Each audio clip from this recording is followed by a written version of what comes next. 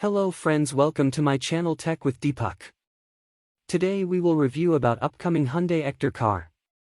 Latest update, Hyundai has teased the Exter SUV through a design sketch teaser.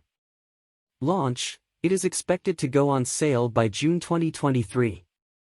Specification of Hyundai Exter. Fuel type petrol. Engine displacement 1197 cubic centimeters.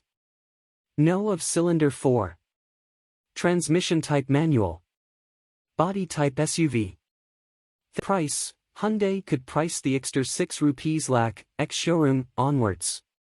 Seating capacity, the micro SUV will be offered in a 5-seater configuration. Engine and transmission, the Exter could be powered by a 1.2-liter naturally aspirated petrol engine, 83 PS/114 Nm, with the choice of 5-speed manual and AMT transmissions. It could also get a 1-liter turbo petrol engine. Features on board the micro SUV could include a touchscreen system, cruise control, a digital driver's display, wireless phone charging, electric sunroof, automatic AC, and push-button start-stop. Safety, on the safety front, it is expected to get up to 6 airbags, ABS with EBD, rear parking camera, and ISOFIX child seat anchorages.